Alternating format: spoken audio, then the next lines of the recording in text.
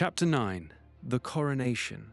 Excerpt from the dream writings of Seraphine the Listener, inscribed beneath the crown's first shadow. When horns sound and gods are named, the veil thins. Not all crowns are chosen. Some fall like stones into waiting hands. A city breathes for its sovereign, but it watches those who catch what was never meant to be thrown. What gleams at dawn may draw blades by dusk. The road behind them still clung faintly to their clothes.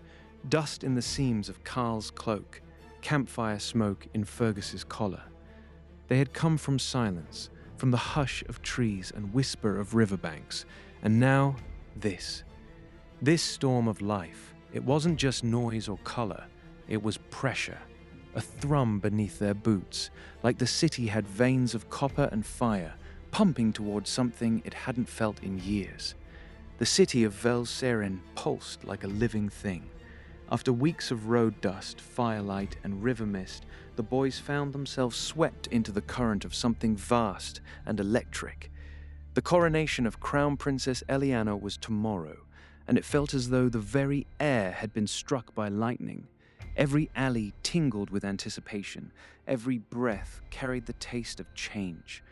Kael paused at the edge of a plaza where jugglers tossed flaming orbs in time with a dulcimer's steady rhythm. A child with painted sunbursts on her cheeks ran past him, trailing golden ribbon from each wrist. She giggled like it was the only sound that mattered. He looked up and saw petals, white and red, fluttering down from a balcony overhead. Someone was throwing them by the handful into the wind. A woman in a robe of violet and gold laughed beside him, offering Fergus a candied fig. "Today," she said, "we are all Vel-Seren." Then she vanished into the crowd like a note plucked from a harp string. Silken banners of crimson and gold rippled from balconies high above the streets, their house sigils fluttering like wild hearts in the wind. Velvet-draped scaffolds were erected overnight. Lanterns of colored glass were strung across avenues where vendors shouted final sales. Minstrels performed dueling ballads, and children darted between carts with paper crowns and painted faces. A small parade wound past, a trio of dancers in feathered cloaks twirling behind a man playing a bone flute. The instrument's music was hollow and eerie, but the crowd loved it. Kael watched them vanish into a side street and wondered how long they had practiced for this one day. He turned to Thorn, who was smirking at a stall where a merchant offered coronation kisses in silver foil. "It's like the whole city forgot it had problems," Thorn muttered. Kael wasn't so sure it had. Bells rang from the towers, sometimes harmoniously, sometimes not. It felt like the city was practicing its heartbeat, rehearsing for something sacred. Kael had never seen so much color, so many faces. Languages twisted around him like braided cords, accents from the desert, the frozen north, the far seas. Strangers laughed together, argued over spices, danced in wide arcs of perfume and patchwork silk. At a market corner, an old woman handed Kael a handful of sweet root. "For luck," she said, patting his hand. She didn't know his name. No one did. And still, they celebrated together. The common room had settled into a low murmur, travelers nursing their last ales, a few locals hunched over stew, and the innkeeper noisily wiping the same mug for the fourth time. The smell of roasting onion skin drifted in from the kitchen, not unpleasant, but heavy. Candlelight flickered against the warped glass of the windows, bending the outside world into a smear of gold and shadow.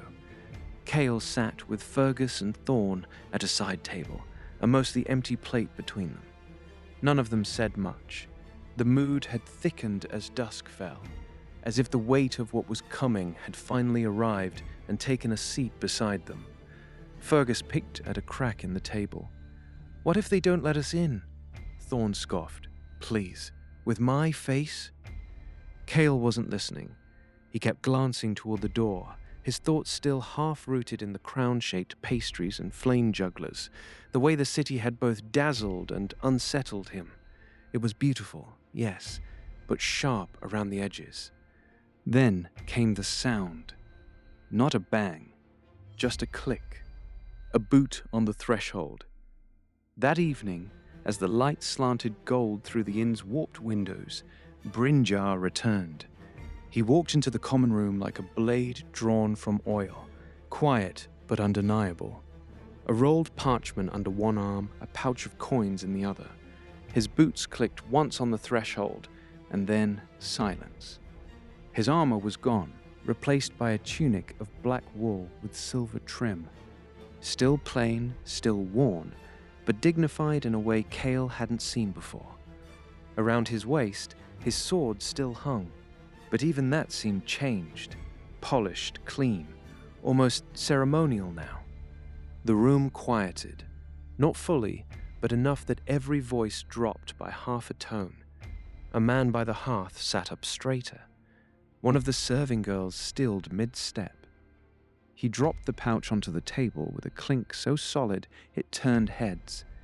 Brynjar dropped the pouch onto the table with a solid clink. "I hope none of you plan to sleep in. We've got somewhere to be, and not dressed like dockhands." Kael stared at the pouch. "What did you do?" Brynjar gave a dry shrug, tight across his shoulders. "Collected a debt. Been owed 47 years back pay for service to the crown." He shrugged, though the motion sat tight across his shoulders. Brynjar continued. "Didn't much care to collect it before, but I thought maybe, just maybe, today was the day." Fergus blinked. "Wait, back pay? You serve the crown?" Brynjar nodded toward the boys with measured calm. "Aye, Kingsguard, to Tauren's father, the one who ended the Great War." The silence that followed landed like snow, quiet but heavy. Even Thorn, for once, didn't interrupt. Kaelric, who had emerged from the stairwell partway through the conversation, leaned against the wall and watched with an expression Kael hadn't seen before. Not skepticism, not suspicion, something older. Recognition, maybe, or respect. "I've seen enough war," Bryn said at last, voice soft as worn leather. "Figured it was time I saw something beautiful." Vel Seren's artisan quarter breathed differently than the festival avenues. Here the noise dimmed, not from lack of life, but from a kind of precision. Every sound was purposeful. Hammer against chisel, brush against silk, quiet laughter behind thick drapes. They passed lamplit windows where jewelers worked beneath magnifying glass globes, their hands steady as fate. A copper worker swept golden filings into a silk pouch with a reverence Kael usually reserved for burial rites. Even the cobblestones here had patterns carved into them, waves, knots, sigils, half-worn but lovingly preserved. Brynjar moved through it all like he'd never left. His pace slowed, just slightly, as if memories clung to the doorways. He offered no commentary, but Kael noticed the glance he gave to a shuttered bookstore and the way he ran a calloused hand across a fountain's marble edge without seeming to realize it. Bryn led them through the artisan quarter, past shuttered apothecaries and bakeries that still whispered cinnamon through their seams. The tailor's shop sat beneath a flowering archway of moon vines, their pale blossoms glowing like ghosts in the lantern light. Inside, the air was warm with lavender, fresh-cut cloth, and the quiet rustle of wealth. Bolts of fabric lined the walls like holy banners, lapis silk, green velvet, storm grey linen trimmed in gold leaf. Candles burned beside brass shears sharp enough to split thread mid-air. A silver-haired man stepped forward, his measuring tape draped around his neck like a priest's stole. He paused only a second on Brynjar's scarred face before bowing, not to a customer, but to a memory. Fergus's mouth opened, then closed again. Even Thorn didn't speak. The moment settled over them like velvet. Something had shifted. This wasn't just about clothes, it was ceremony, the kind only cities remembered how to perform. Without words, he set to work. Kael in deep blue, cuffs threaded in burnished gold. The shade made his shoulders seem broader, his stance firmer. Thorn in fitted with the kind of arrogance that looked better tailored, Fergus in green and copper, his smile oddly bashful as he turned before the mirror. They stood together, not boys in travel cloaks, but figures on the edge of story. Fergus looked down at his coat with mild disbelief. "Do we really look like nobles?" Brynjar gave a crooked smile. "Not quite, but close enough to walk into the palace tomorrow without anyone asking who your father is." Kael adjusted the hem of his sleeve, voice uncertain. "And that's enough." Brynjar gestured to his chest with practiced calm. "For now, it is. The rest comes after." Outside, bells rang the 7th hour. A wind carried the scent of lavender, burning oil, and old stone. Kael stepped through the shop's threshold and felt the weight of the city shift. Something had changed. It would not shift back. Before dawn, the city exhaled. Kael stood by the inn's window, staring at the stillness outside. The streets were not empty. Shadows moved even now, but something had changed. The silence wasn't absence. It was breath held, a collective inhale, waiting for what came next. He barely spoke as they dressed. The fine clothes no longer felt like costumes. They fit too well. When they stepped into the alley, the city was already stirring. Banners were being re-anchored with fresh ribbon. Small fires were lit in incense bowls on every corner. Jasmine, myrrh, lavender, making the air feel like a temple. Dawn broke over Vel Serin in a fanfare of bells and the smell of fresh bread and jasmine oil. People flooded the boulevards in robes, armor, festival garb, and face paint. The city felt bigger, like it had grown overnight to fit the moment. The people had changed too. They didn't move like citizens anymore. They moved like pilgrims. A woman passed with her son in tow. Both wore white, sashes marked with sunbursts painted in saffron. Behind them walked a pair of tall men with skin like polished basalt and coats stitched in blue flame patterns Kael had never seen before. One of them spoke to a passing guardsman in a language that sounded like cracked ice over fire. A festival had become a gathering of the world. Brynjar led them through tight alleys and guarded thresholds, every turn taken with confidence that spoke of past knowledge. The guards gave nods without challenge. He still remembered the paths of kings. At one checkpoint, a young soldier in shining brass paused to inspect them. He barely glanced at their parchment before stepping back with a sharp bow, not to them, but to Brynjar. "Honor walk, sir," he said. Brynjar offered a nod that might have once meant command, and honor returned. Kael's stomach knotted. Whatever Brynjar had been, it still carried weight. When they reached the royal promenade, the boys stopped in place. Marble pillars rose like a forest of stone. Silken banners wrapped the columns. A vast amphitheater, rimmed with terraced seating, towered above a central silver dais wreathed in petals. Brynjar handed over a parchment and a coin whose weight matched the pouch from last night. They were escorted, not guided, escorted, to seats just off the center of the high front rows. Kael's breath caught. He could see the stage's grain, the threadwork of veils, the embroidery on the royal guards' tabards. The crowd swelled, tens of thousands.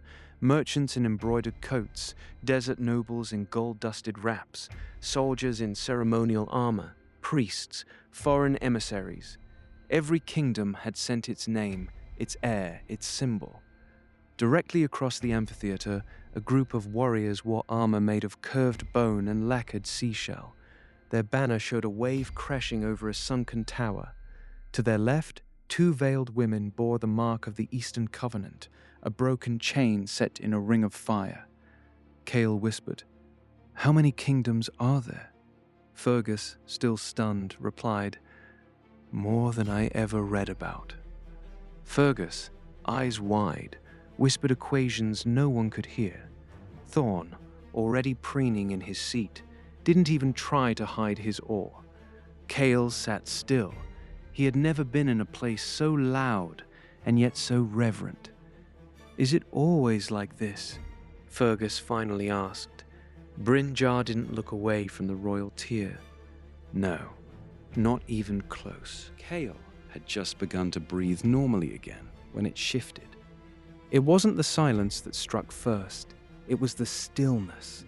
A sudden pause in the breeze, in the murmur of robes and armor, in the tilt of heads and lift of prayer hands. It was like the crowd had been caught blinking during an eclipse. Somewhere to their left, a child stopped crying mid-sob. Even the pigeons on the upper terrace rails seemed to hold their wings. Kael didn't know what had arrived yet, but he felt it.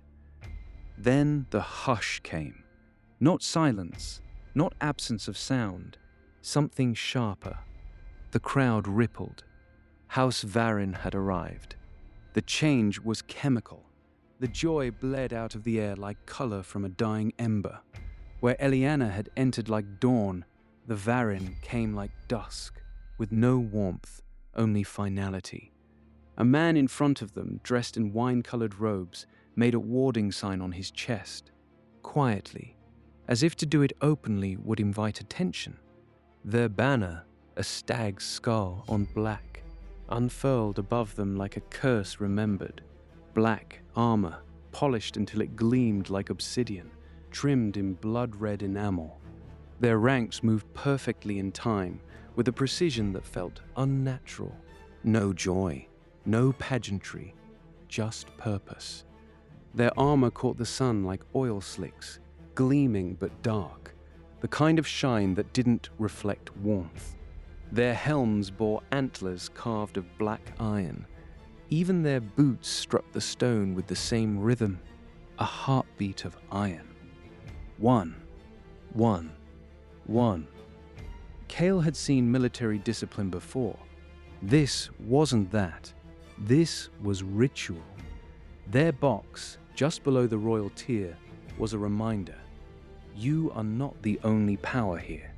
One woman stood slightly apart, Cruciatar Varin, her robes black but laced in violet thread that caught the light like veins. Her eyes were too pale, almost colorless. Her movement was measured, feline, each step slow and exacting. She wore no visible armor, but somehow that made her more dangerous. It was not the robes that protected her. It was certainty. Cruciatar Varin's eyes scanned the dais, the royal tier, the crowd, and then they found Kael. She leaned forward, a whisper, a flick of her fingers. Cruciatar Varin wrinkled her nose with a sneer. Who let pig farmers buy front row seats? Her gaze narrowed. Recognition sparked. She leaned forward slightly, voice sharp with memory. It's them, from the road. Her smile curled, not cruel, but calculated, like a blade not yet drawn. Kael's throat tightened. Her gaze didn't need to shout. It insinuated. It measured worth the way a butcher might evaluate a side of meat. Behind her, a younger Varin noble leaned close. His lips barely moved. A spell? A comment? It didn't matter. Kael didn't hear it, but he felt it pass through him like a cold draft through a locked room. Her voice dropped low and cutting. They smelled of shit, and cheap shit at that. The noble beside her, a tall man with hair like coal, chuckled. His eyes lingered on Kael, but Cruciatar's attention didn't break. Thorn muttered to Kael, eyes locked on the Varin box. Remind me why we're not punching people at royal events. Kael replied flatly, jaw tight. Because we're here to watch a coronation, not start a war. Fergus whispered, keeping his eyes on the Varin. Pretty sure they'd win. Brynjar's hand drifted to the hilt of his ceremonial dagger, just in case. A moment before the horns, a single dove broke from the upper rafters of the amphitheater. It cut across the sky like a slice of ivory against blue, and the crowd followed it with their eyes, as if it carried a prophecy on its wings. Kael didn't realize he was holding his breath until he heard Thorn do the same. Then, sound returned. Brass and fire and history. The horns blared. Princess Eliana entered the arena in a hush like snowfall. She wore a gown that shimmered like woven dawn, white silk layered with golden thread so fine it moved like flame. Her hair was braided and coiled, laced with pearls and silver wire, each step a stroke on marble. Each movement was intentional, not rehearsed, but remembered. She wasn't walking, she was arriving. Whispers chased her steps, titles, rumors, prayers. Kael heard fragments: Delavar's heir, Queen of Flame, Protector of the River Throne. But none of it mattered once she reached the dais. She simply stood, tall and quiet, and the city stilled again. The crowd rose to its feet, and for one breathless moment, no one moved. She walked without guards, no throne behind her, just herself. And the stage. It struck Kael then. This wasn't just a coronation. It was a reckoning.